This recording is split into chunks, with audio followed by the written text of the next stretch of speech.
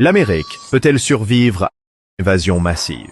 En 250 ans, aucune armée n'a jamais conquis les États-Unis. Pas une seule. Les Britanniques ont essayé, mais ont échoué. Le Japon a bombardé Hawaï et a perdu un empire. Depuis, toutes les superpuissances ont regardé la carte et ont réalisé la même chose. Envahir l'Amérique n'est pas une guerre, c'est un suicide. Mais voici la question que personne ne pose jamais. Et si ça arrivait vraiment? Et si tout s'effondrait et que l'Amérique devait survivre seule?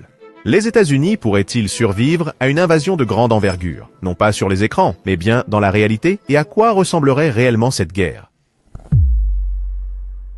Cela n'arrive presque jamais, mais c'est arrivé. Les Britanniques l'ont fait en 1814. Ils ont brûlé Washington, D.C., la Maison-Blanche, le Capitole, le président s'est enfui. C'est la seule fois dans l'histoire qu'une armée étrangère a occupé le Capitole américain. Plus tard, en 1916, les hommes de Pancho Villa ont attaqué le Nouveau-Mexique, tué des Américains, puis ont disparu de l'autre côté de la frontière. Enfin, en 1942, le Japon a pris 2 petites îles gelées en Alaska. Quand les États-Unis les ont finalement reprises, le terrain a tué presque autant d'hommes que l'ennemi. Et c'est tout. Personne n'a jamais réussi à conquérir le continent, car l'Amérique est un véritable cauchemar à envahir. Regardez la carte. Il y a 2 océans, l'Atlantique et le Pacifique. Ce ne sont pas simplement de l'eau, ce sont de véritables murs. Le Pacifique à lui seul mesure 5000 miles de large, une paroi mouvante faite de tempêtes, de courants et de vents. Même les superpuissances s'essoufflent sur une telle distance. C'est pourquoi Hitler n'a jamais osé s'y aventurer. C'est pourquoi le Japon n'a frappé que les côtes d'Hawaï. C'est bien trop loin, bien trop difficile, bien trop coûteux.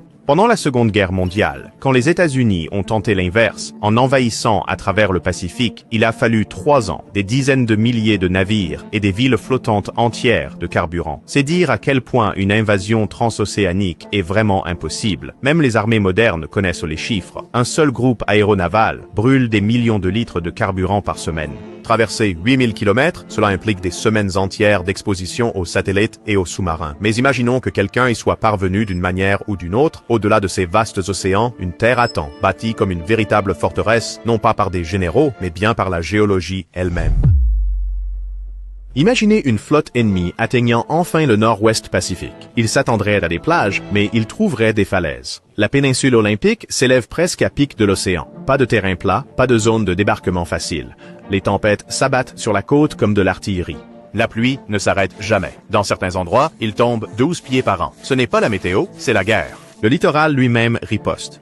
Rochers acérés, criques cachées, bancs de sable mouvants. C'est pourquoi les marins l'ont surnommé le cimetière du Pacifique. Plus de 2000 navires y ont disparu, soit presque un tous les 3 miles de côte. Même aujourd'hui, la barre du fleuve Columbia est si dangereuse que les pilotes ont besoin d'une licence spéciale pour la traverser, et ils perdent encore des navires. Une mauvaise houle, une rafale trop forte, et c'est fini. Derrière ce chaos se trouve une autre barrière, la chaîne côtière. Ce n'est pas haut, mais c'est assez proche de la mer, pour piéger les nuages et briser les rêves. Même les phares construits pour défier les siècles ont dû être reconstruits à l'intérieur des terres, car l'océan ronge le rivage. Ainsi, avant que les envahisseurs ne voient une ville, ils devraient affronter la pluie, la boue et la gravité. Et au-delà de ça, ils rencontreraient une terre qui punit les armées bien après la fin de la tempête.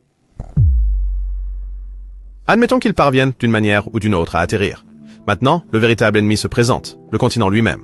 Les déserts, les montagnes, les marécages, la neige. Chaque kilomètre est différent, chaque région est hostile. Les Rocheuses divisent l'Ouest en 2, le Mississippi inonde ces vastes plaines. Les Appalaches transforment l'Est en une infinité de crêtes. Chaque barrière divise les armées et brûle le carburant. Même les convois américains ont besoin de semaines pour traverser en temps de paix. En temps de guerre, ce serait sans espoir. Les grandes plaines semblent plates, mais elles sont à découvert, sans aucun endroit où se cacher des drones ou des avions. Les déserts tuent les moteurs avec la chaleur. Les hivers les brisent avec la glace. La nature ne fait pas que ralentir les envahisseurs. Elle les affame. Pas de points de ravitaillement, pas d'usines, pas d'habitants amicaux. Chaque frontière d'État devient un nouveau front. Et c'est avant de compter les 330 millions de personnes qui vivent déjà ici, la plupart d'entre elles armées.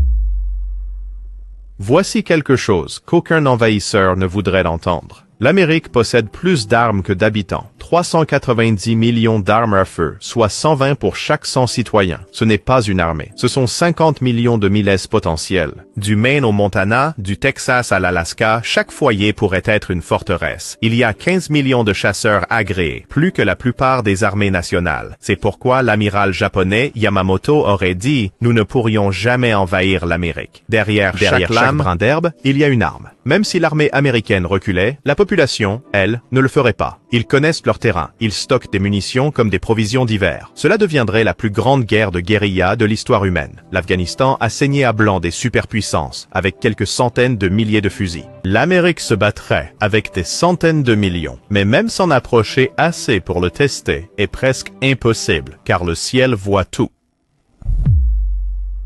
Une invasion exige la discrétion, mais la discrétion est morte il y a des décennies. Les satellites suivent chaque navire, chaque avion et chaque signature thermique. Des drones peuvent rester en vol pendant des jours.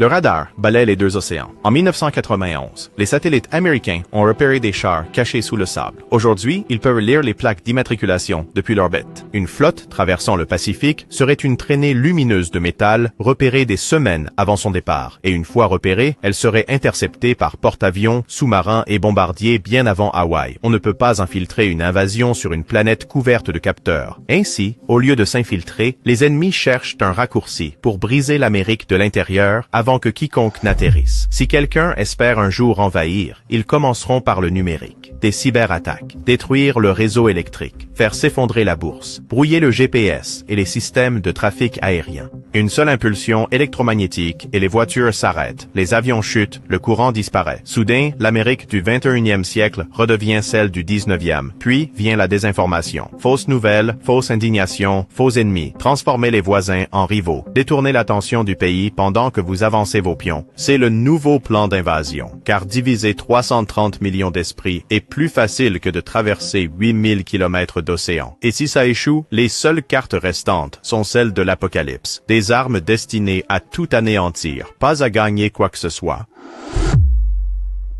Des armes biologiques, des virus, l'anthrax, la peste, un feu dévastateur qui anéantit des villes en quelques minutes. Mais que pourrait-on bien conquérir après cela? Un monde entièrement dévasté? Même les utiliser, c'est du suicide. L'arsenal de riposte américain garantit l'extinction mutuelle. Si le continent brûle, l'attaquant brûle avec lui. Au lieu de ça, les ennemis fanfaronnent, menaces, missiles, défilés. Rien de tout cela ne traverse ces océans, car ils savent ce qui les attend. La plus grande armée de l'histoire, la plus aguerrie, soutenue par une terre qui tue les envahisseurs plus vite que les soldats ne le peuvent.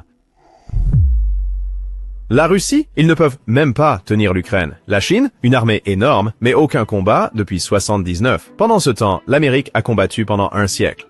De l'Europe au Pacifique, des déserts aux jungles. Chaque guerre a perfectionné la logistique, la technologie et le commandement.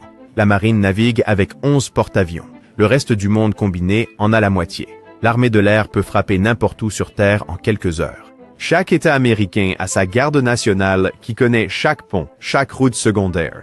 Même si des troupes débarquaient, des renforts arriveraient de Guam, du Japon, d'Allemagne en un jour. Les frontières. Alliés. Les océans. Des boucliers. Les gens. Armés. La technologie nous observe. C'est pourquoi personne n'essaie. Parce que la seule chose qui pourrait jamais conquérir l'Amérique, c'est l'Amérique elle-même. La division. La haine. La guerre civile. Lincoln nous l'avait prédit. Si la destruction est notre lot, nous devons en être nous-mêmes les auteurs et les exécuteurs. Si l'Amérique tombe un jour, ce ne sera pas face aux chars ou aux navires. Ce sera à cause des arguments, des algorithmes et des chambres d'écho.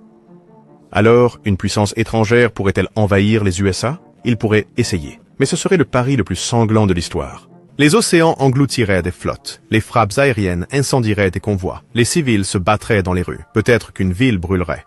Il se peut qu'un port tombe. Mais conquérir le pays tout entier? Jamais. Parce que les océans le défendent. La terre le protège, le peuple l'arme, et la technologie le garde. La seule invasion qui pourrait jamais fonctionner est celle qui commence de l'intérieur. Si vous avez apprécié la vidéo, ne serait-ce qu'un peu,